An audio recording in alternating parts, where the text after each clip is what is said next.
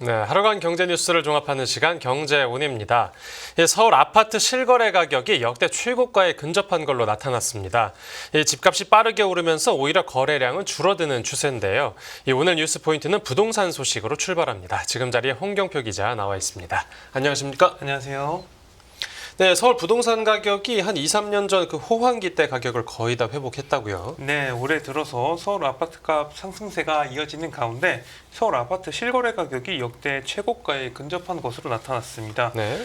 부동산 알리에이사가 올해 7월부터 8월까지 계약된 이 서울 아파트의 실거래 가격을 분석한 결과 2021년 이후에 동일 단지, 동일 주택형의 직전 최고가와 비교했을 때 평균 90%까지 매매가를 회복한 것으로 나타났어요. 네. 2021년과 2022년 같은 경우는 집값이 천정부지로 오르던 시기인데요.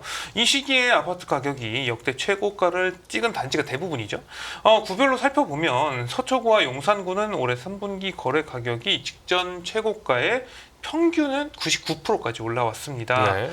거래된 아파트의 상당수가 사실상 역대 최고가를 넘었거나 육박했다는 의미라고 볼 수가 있겠고요.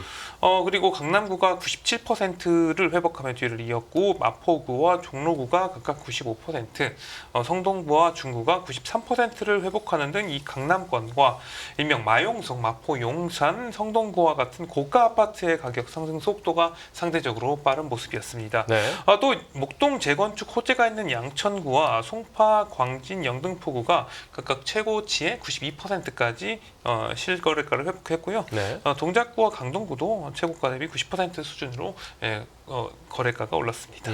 어떻게 비싼 곳일수록 더 많이 올랐습니다. 이 시장 금리가 하락하고 1주택 종합부동산세 폐지 등이 추진이 되면서 이 똘똘한 채로 갈아타려는 수요가 급증하는 것으로 보입니다. 네.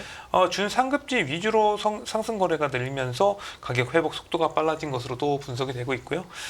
특히 지난 6월에 이어서 7월 거래량이 급증하면서 이 상승 가격 거래도 이제 증가했는데요. 올해 3분기 상승 거래 비중은 67%로 하락해 27%를 또 압도하기도 했습니다. 네. 개별 단지별로 보면 이미 전고점을 넘어선 곳이 속출했는데요. 이 서초구 반포동 레미안 원밸리 같은 경우는 이 전용 면적 84.95제곱미터가 지난달에 46억 5천만 원에 팔리면서 이 주택형 최고가를 또 기록을 했고요. 네. 반포 아크로 리버파크 전용 84.95제곱미터 같은 경우는 지난 6월 말에 50억 원에 계약이 돼서 이제 국민주택형 아파트 중에서 최초로 50억 원 시대를 열었습니다. 비강남권인 양천구 목동 신시가지 7단지 전용 66.6제곱미터도 이달 6일에 20억 원을 넘어섰고요. 네. 그리고 이제 상대적으로 집값 오름세가 더딘 곳은 어디였습니까? 도봉구를 보면 7월부터 8월까지 실거래 가격이 직전 최고가 대비 79%로 서울에서 가장 낮은 수준이었고요. 네. 노원구가 80%, 금천구가 83%, 강북구가 83%, 중랑구가 85% 등 이 중저가 아파트가 많은 곳은 회복률이 80%에 그쳤습니다. 네.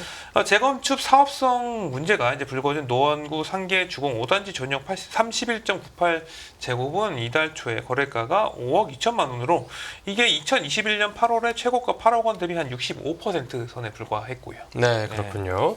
서울 아파트 가격이 워낙 빠르게 오르다 보니까 거래 자체는 좀 주춤해졌습니다. 네, 7월 매매를 보면 아직 거래 신고일이 일주일 남았는데 25일 현재까지 8,534건이 신고가 됐습니다. 이는 2020년 7월 이후에 4년 만에 최다 거래량이라고 볼 수가 있겠는데요. 네. 다만 8월 같은 경우는 현재까지 1,849건이 신고가 돼서 7월보다는 거래량이 줄어들 것으로 전망되고 있습니다. 네. 그러니까 이제 역대 최고가의 가격들이 근접하는 모습을 보이자 이제 한 템포 쉬어가는 모습이라고 좀 할 수 있겠고요. 네. 그리고 이런 집값을 잡기 위해서 이제 곧 강화된 대출 규제가 시작되죠. 맞습니다. 금융 당국은 이제 가계부채 축소와 집값 상승을 막기 위해서 다음 달부터 2단계 스트레스 DSR을 이제 시행하는 등 이제 강도 높은 대출 억제에 나설 방침입니다. 네네. 2단계 스트레스 DSR이 시행되면 이제 가상금리가 높아져서 주택담보대출 금리가 금전보다는 당연히 오르고요. 네. 대출 한도도 축소가 됩니다. 이미 시중은행 같은 경우는 이제 자체적으로 주택담보대출 금리를 좀 높이고 있어요. 갭 투자에 이용될 만한 일부 전세자금 대출 판매를 중단하기도 하는 등 돈줄 죄기에 중점이 되고 있는 상황이라고 볼 수가 있겠습니다. 네. 정부는 연내 전세자금 대출에도 경우에도 DSR을 도입한다는 방침이어서 매매뿐만 아니라 전세 거래 시장도 위축될 것이라는 예상도 나오고 있고요. 네, 그 DSR 말고 이 추가로 주택 수요를 막기 위한 정책이 새로 나올 수도 있다고요. 네, 오세훈 서울시장은 앞서 서울 지역 아파트값 상승과 관련해서 이 필요한 경우 토지 거래 허가구역 확대를 적극적으로 검토하고 있다 이렇게 밝히기도 했습니다. 전문가들은 이에 따라서 서울을 비롯한 아파트값 상승세가 한풀 꺾일 수도 있다. 좀 이렇게 좀 보고 있어요. 네. 이미 이달 들어서 거래가 감소하면서 시장에 나오는 매물은 좀 늘고 있고요. 이달 말까지 대출 한도 축소가 우려되는 이 수요자들의 어떤 막바지 계약이 몰릴 수는 있지만 7월 거래량을 넘기는 어려울 전망이라고 할 수가 있겠습니다. 네. 이 시장에서는 구매자들이 대출과 금리 등 이 정부의 돈줄 죄기에 민감하다면서도 미국발 금리 인하가 또 예고가 되어 있고 공사비와 고분양가, 공급 부족의 문제는 이제 단기적으로 해결이 좀 어려운 만큼 단기적으로 상승세가 좀 주춤하더라도 집값이 뭐 크게 하락할 가능성은 이제 작아 보인다 이런 분석도 나오고 있습니다. 네, 알겠습니다. 부동산 관련 소식 살펴봤고 다음 뉴스 보겠습니다. 네, 내일 SK이노베이션, SKENS 합병 주주총회.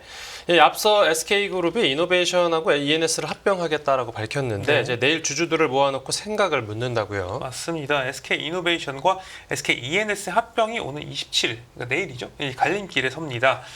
합병 승인을 위한 임시 주총이 열리는데요. SK그룹은 이제 급변하는 외부 경영 환경에 능동적으로 대응을 하고 미래 에너지 사업의 경쟁력 확보를 위해서 두 회사의 합병을 결정을 했는데요. 이 합병 시에 자산 106조 원 규모의 아태 지역 최대 민간 에너지 기업이 탄생을 하게 됩니다. 합병이 되면. 네. 그런데 이 합병에 대해서 지금 찬반이 엇갈리고 있는 상황이에요.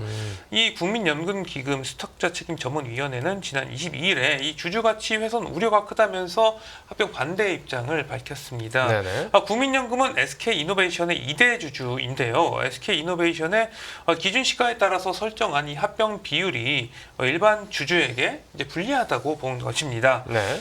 국내 의결권 자문사 서스틴베스트도 합병 비율이 SK이노베이션 일반 주주들에게 불리하다면서 투자자들에게 합병 안건에 반대할 것을 또 권고하기도 했습니다. 네, 국민연금을 포함해서 합병에 반대하는 입장 네. 들어봤고 찬성하는 쪽에서는 어떤 주장을 하고 있죠?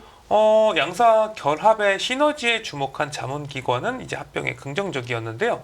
글로벌 의결권 자문기관인 ISS와 글래스 루이스는 이번 합병이 재무구조 강화와 포트폴리오 구축에 도움이 된다면서 합병 의견을 밝히기도 했습니다. 네.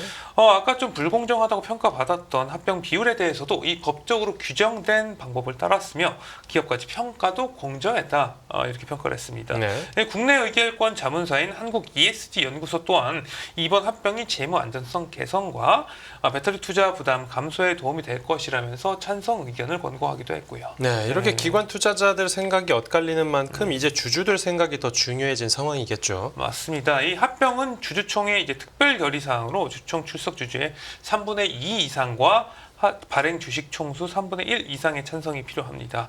SK이노베이션은 최대 주주가 SK주로 36.22%를 가지고 있고요. 2대 주주가 국민연금으로 이제 6.28%의 지분을 가지고 있습니다.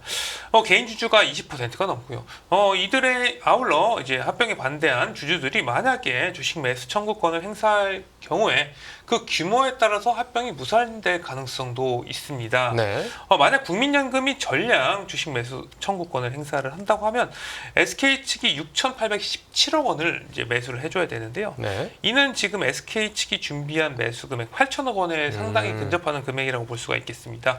이에 더해서 일반 주주들까지 주식 매수 청구권 이제 청구에 가담을 한다고 하면은 준비된 금액을 넘길 가능성이 있습니다. 네. SK 측은 합병을 결정하면서 이 8천억 원이 넘는 금액을 매수를 해야 한다고 하면은 계약을 해지하거나 조건을 변경할 수 있다. 이렇게 공시한 바 있어서 명시한 바 있어서 네. 얼마나 이 주식 매수 청구권이 들어올지도 이번 합병에서 좀 주목해봐야 될 요소라고 할 수가 있겠습니다. 네, 알겠습니다. SK그룹 사업구조 재편 관련 이야기 들어봤고 다음 뉴스 보겠습니다. 네, 치킨 프랜차이즈 가맹점 71% 육박 포화 속 수익성 악화.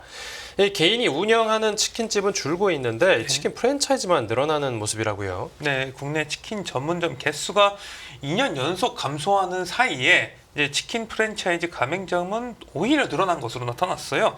국내 치킨점 이제 개수가 2022년 41,400여 개에서 2020년보다 그래서 1,300여 개가 줄었어요. 네. 예. 연도별 이제 국내 치킨 전문점 개수는 2019년 37,500여 개에서 2020년 42,700여 개로 늘어서 처음으로 4만 개를 돌파를 했고요. 네. 이후에 감소세를 보였습니다. 반면에 치킨 프랜차이즈 가맹점 개수가 2019년에는 25,600개에서 2020년 27,000여 개, 2022년 29,300여 개로 꾸준하게 증가하는 모습이었습니다. 네. 이 전체 치킨 전문점 중 프랜차이즈 가맹점 비율은 2019년에 68.5%, 2020년에 63.9%로 낮아졌었는데 2021년에는 67.2%, 2022년에는 70%를 넘겼고요. 네, 그러니까 프랜차이즈 가맹점이 늘어나는 것보다 이 개인 치킨집이 줄어드는 속도가 더 빨랐나 보네요. 네.